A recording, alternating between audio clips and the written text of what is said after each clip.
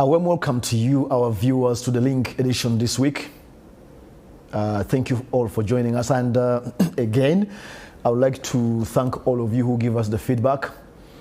I bump into you sometimes when I'm in the suburbs and you express your appreciation for the information that we share, including opportunities, and we are not going to stop to do that to make sure issues around your money, your business, your investment decisions are going to be okay. Information sometimes that you ought to know but you don't know, so we make an effort to get it for you so that you can use it. Tonight we're discussing scamming, and some of you have lost money to scammers. This is what they say, abafere. That's in Uganda, but most of you understand abafere. Scammers or fraudsters. How they get into your head. You wonder, how could I have made a mistake? How could I have given the money in? There are techniques these guys use to get into your head. That's what we want to discuss today. But first of all, we will see also what are the things, what are the tricks they use before they get into your head. And tonight, my guest is Mr. Douglas Bugeiga, who is a cybersecurity specialist, and he works with United Technology Business Company. He has been here before to share his expertise on how to make sure we are not trapped online and so on. And tonight, we're discussing scamming. Douglas, welcome. Hello, Samuel. I am happy to be back. Yeah, I should say welcome back. Yes, and it's always good to be around to, teach people how to avoid these scams, the online scams, especially given that my background is in cybersecurity. Absolutely. Yeah. Let's take the first question. What do you know to be the most prevalent or the common tactics scammers use to steal money from Ugandans? Right. So I will say this. So scamming is something that keeps evolving. It is seasonal. It is based on what the scammers are seeing in the market, in their marketplace. Yeah. We are approaching Christmas now, so there's going to be mega deals for Christmas. Yeah. So some of the things they use, some of the tactics they use are really seasonal, dependent on what they're seeing in the marketplace. Okay. We can't say for sure that this is a very common scam, but we all know that with the rise of online commerce, online trading and online payments, the online scammers have become more prevalent. And online here we mean even mobile money? Including mobile money. Yes. Anything that you do on your phone, on your laptop, anytime you're dealing with someone that you're not seeing physically, anytime you have to send money, to someone who you don't interact with and you're not giving them cash, you have to be extremely cautious. Okay. So in this particular context, we're going to be talking about the online scammers. We are not looking at the people who play cards on the street and ask you to select which card is the right one. So we're specifically looking at online scammers. Okay. Yeah. So what are the common things these guys do? Coming to me via my phone. Sure. So I think let's first look at it generally speaking. Because at the end of the day, what they are looking at, what they want to do is to take money. Yeah. They want one of two or three things. Yeah. Mainly in Uganda is they are looking for money. They just want to pick money from your phone, or they want you to send them money. The other common one that is probably not as common as it is out there in the Western world is picking your details, your personal details, which could later be used for something else. But the ones that we see in Uganda most of the time, they want to pick money from you. So they will either initiate a payment online, or they will sell you something that does not exist and they want you to pay for it up front. They will promise you a good deal. Yeah. They will, some of them have changed tactics. So most of the time we're used to someone who is selling something and you send them money. Even people so the tactic has changed now. Even the people that are selling things online are being targeted by scammers. Yes. Scammers who pretend to be clients. So, and we'll talk about, the sort of the anatomy or the psychology that they are using, even as a client, you can be scammed when you can be scammed by your client if you're selling things online. Yes, if I'm a seller. Yes, if you're a seller, you can be scammed by your client. Wow. Traditionally, it has been the person selling. The other way around. Yes, but we've seen also a rise in people claiming to be clients and stealing money from potential. So, okay, here is money involved, send money. Yes. That's what we need to be careful about. There's always a component of I have to send money at some point. Sometimes it's down the line. It may not happen outrightly at the very beginning. Yeah. But down the line, there's going to be a request for money. It just inevitably money is going to be requested for. And like I said, if it's not money, someone is going to ask you to put some detail that is very personal, like a PIN. Yeah. Which then will be used to perpetrate another crime at a later stage. So those are the two things, either money or personal information that can later be used for another crime. Let's go to the psychology. That's very important, because when the people have met, some of the colleagues who have met, they're like, how could I have not seen this? Absolutely. What happened with me? They are underestimating the psychology of the scammer. Yes. Douglas, let's deal with the psychology. How do they get into my head? So here's the thing. One thing that you have to realize is that humans have common traits. We all have common traits. We are people who like good things. We are people who like cheap things. Yeah. And people who do these scams have understood this very well. So there's always at least 3 things that you will notice from the onset, and you can use these to determine that this is most likely a scam. Yeah. And the first one being a sense of urgency. So there's always that sense of urgency. How do I get Samuel to believe that this must happen now? Do or die. Yes. If it doesn't happen now, you're going to lose big time. If it doesn't happen now, you're going to be embarrassed big time. So they make it seem like it's a very urgent matter. If you look at the emails they send, if you look in your spam folder, usually most of the email providers will create for you a spam folder. Yeah. If you go to that spam folder and you just go through these emails, don't click on any links, but just go through them, most of the time there will be that, your password has been compromised. If you don't change it now using this link, someone is going to steal all your information, and we have seen all your pictures, they are all going to leak. Yeah. So there's that sense of urgency. I've never got that. All the time. The time-bound thing. It happens all the time. Like every time there is one of those incidences, there is a sense of urgency, a very extreme sense. Which puts me on pressure. Yes, it puts you on pressure. And what does that do? When you're on that kind of pressure, then you're not likely going to, make a few checks. Yes. You're thinking, I only have 2 hours to deal with this thing, so you're not paying attention. Every time there's that, this must happen now, already they are disarming you. Okay. You won't find a scammer saying, you know what, there's a good deal here, but it expires in 2026. No, because by 2026 you've done the right checks, or someone has said something online and you picked it up, and you'll not fall for it. So number one, that sense of urgency. It's very, very critical. Which translates in pressure. Translates in pressure. Into my head. Yes. Translates into pressure, translates into you being your coat of guard. Yeah. You do not do the right checks. We shall look at the checks later. Yeah. But if you're in that much pressure, it means you're not going to do the checks that you would usually do. Absolutely. So that's the very first one. The second one, which is really common, everyone knows that it's there are deals that are too good to be true.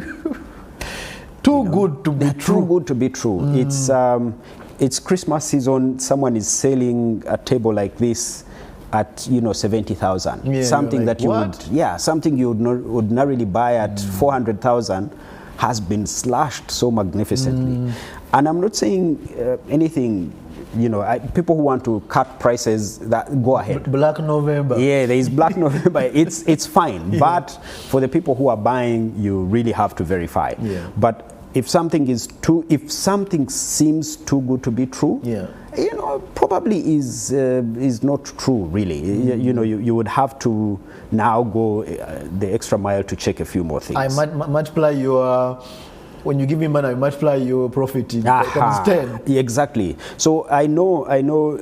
There's this common saying now that chiambagwe, but the thing is, humans, we are not that nice. We don't give free things. We are not really that nice. So if someone is being very, very nice to you, they're offering you something that you ordinarily wouldn't get. You need to be cautious. You need to be a little more alert. Okay.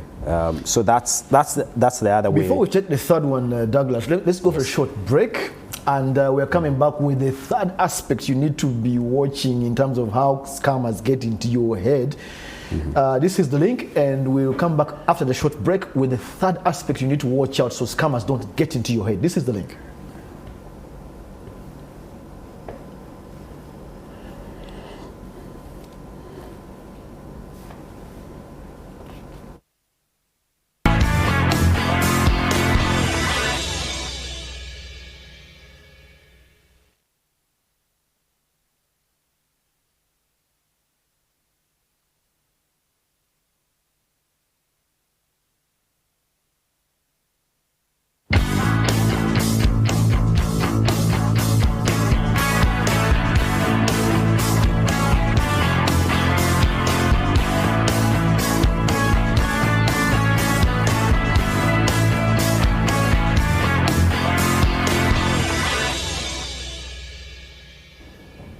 Welcome back from the break, and we're discussing on how scammers can get into your head. Some of you have been hit of recent, and the scammers are awake now that as the year draws to the end, and we don't want you to lose your money. It's why we're discussing this, and my guest tonight is Mr. Douglas Bugeiga, a cybersecurity specialist, also working with United Technology Business Company. He has been here before to share his expertise to make sure we don't lose. Douglas, you are explaining there's a third aspect of how scammers get into our head. Please go ahead. So the third aspect is usually when someone reaches out to you, they want to find you at your point of vulnerability. So what do they do to get this level of vulnerability that helps them? This is where we now talk about the third aspect. So it could be vulnerability, it could also be trust. Because remember, you're dealing with someone that you've never met before, most of the time. When you find something, a sale online, you don't know the company you're dealing with, or you know it, but you don't know the people that work there. So you're not really working with an individual that you know. So the person on the other side is going to try and build that sense of comfort, either a sense of comfort so that you're able to trust them, or vulnerability so that you have some kind of empathy with them. So you let your guard down. You let your guard down. So how do they build the trust? If someone is selling something, it is important for them to, for example, show you that, I have money. I wouldn't try to steal your money. No. I am a rich person. I have this and that. And, when they're talking to you, they'll say, I just came from Dubai, or I just came from England. So that in your mind, you're thinking, okay, this person who just came from Dubai and England probably doesn't want to steal my 100K. Absolutely. So already they are getting into your mind. They're making you begin to trust them, to trust that they're not up to something sinister. The other thing is building that vulnerability. They put you in a position where you empathize with them. I have a sick child. They probably know you're most likely a parent. You know what it means to have a sick child, So if someone says, oh, my child has been suffering from this and that, so I sell furniture, support me, I found your number through a friend called Derek, and you probably have a friend called Derek at some point. Like everyone has a friend called Derek or John. So, they're building that trust that you begin to empathize with them. They have a sick child. Press your soft spot button. Yes. Let me support their business. So once they get you to that point, again, the whole idea is they're trying to make you get to a point where you're not going to do the right checks. You've let your guard down. So then you hurriedly do things. You know, you want to help. Naturally, humans, you want to help. So they catch us there. They catch us there. Before we go to then, how do I prevent in maybe a minute and a half like this? Yeah. There's a scenario. A colleague told me they sent money to a certain, we will not mention it, to book a holiday online, and everything was looking legit. Yes. But the money never arrived to the right spot. By the time they called that other resort, they said, sorry, we haven't received the money. What happened, you think? Right. Well, so we'll get into how to protect yourself. There's always a point where someone is, like I said, someone is trying to sell something, it's too good, you send money and it's lost. But Douglas, these pictures of this resort look legit. Yes. On the phone, online. So this is, again, we must get into a point where we get to a place where we discuss how do you verify. We are in an age where we cannot, for the biggest part, we cannot do without online commerce. It has come, it's not going It has come, it is not going anywhere, it's very convenient. So we can't say, you know what, don't pay for online holidays. No. We cannot say that. What I'm saying is that before you send money, you have to verify. How do you verify is what we're going to look at. Let's go into it. Yes. Because our time is running out. So in this case, let's go. Absolutely. How do I protect myself? But let's start with this scenario. Let's start with that scenario. So someone has sent you a link and said, we have a good holiday package for Christmas. These are the deals. You know the hotel. It's a listed hotel. It's a real name. It's a real name. Yeah. You've actually gone online. You've checked it out. Right? Yeah. But you've checked it out using what? Are you using the link that was sent to you? Or are you using, say, a Google search? Because if you're using the link that has been sent to you, it could be a link that has been manipulated to begin with. So the pictures you're seeing, I mean, the pictures that are on the company's website can be downloaded. They can be copied and you can create a clone of that website. Wow. Right? There are tools that you can use to create a clone of that website. So if you're using the link that was sent to you by the scammer, most likely, you know, you're going about it the wrong way. So I need to go elsewhere. Go elsewhere. Go to Google and type in the name of the hotel that you're booking. Yeah. Most of the time, these deals will be listed on their website. You know, look at the link, look at and I've said this before, there is what they call a URL. Yes. The Universal Resource Locator is that thing that you put in www.ntv.something. Yeah. Look at that link. Is it a link that looks legit? If you find that it is www.ntvxyz.com, you know, there's reason to be suspicious. As long as it's your money, take your time and yes, exactly. Take your time because again, if you're not in a rush, and this is why they try to tell you that this is expiring today. You're like, where were you last week? Why didn't you tell me a month ago that you had this deal? Why are you telling me when it's expiring in 2 hours? Yeah. Because they don't want you to check that link and be sure that it's actually the name of the hotel. Okay, number one. Yes. Check.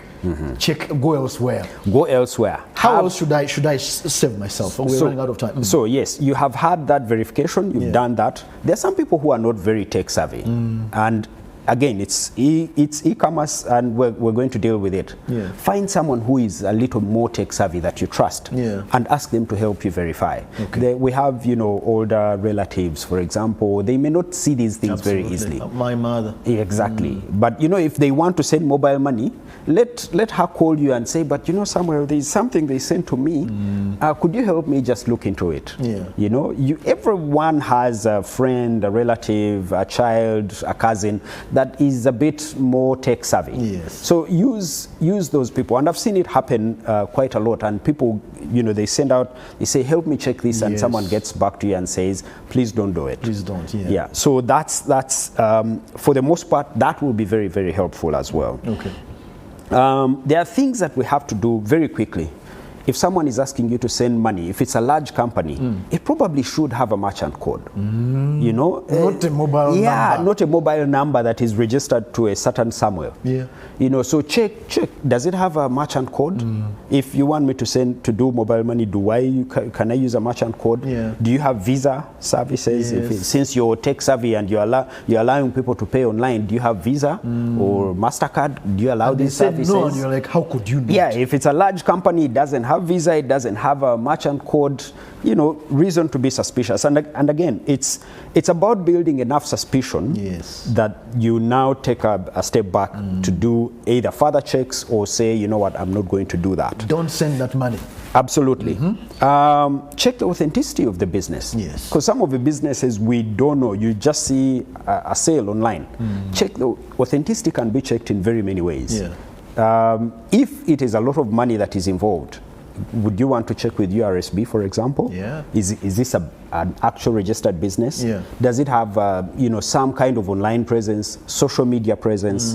If you go to their social media channels, you look at their Instagram, their X, their TikTok, what are people saying about this company, you know? Because sometimes something happens, you lose money, then you now go back to check, and you find everyone is commenting. That's what has happened, actually. You know, saying, oh, these guys stole my money. So before you send that money, just go to their social media handles and see what are people saying about this business. Okay. Yeah, that will be very helpful. Thank you so much. Well. I see I have cut you short. I hate it. Yeah. But viewers, time is not enough for us to discuss this topic again. We will come back to it as we have actually. It's not the first time we're discussing this, but people are losing money and we know it. Take note. Somebody sends you a deal for the job and says you need to check with Interpol. They have a number they are going to send you. You saw you send the money, run. And anything that has to do with sending money, as Douglas has told us, Salah pressure. Reduce the pressure, apply brakes, do a check, and be sure. Let the deal better go, but not you losing your money. We hope we added value to you in this season. Please be very careful with your money. That's what we do on the link. Thank you for joining us tonight.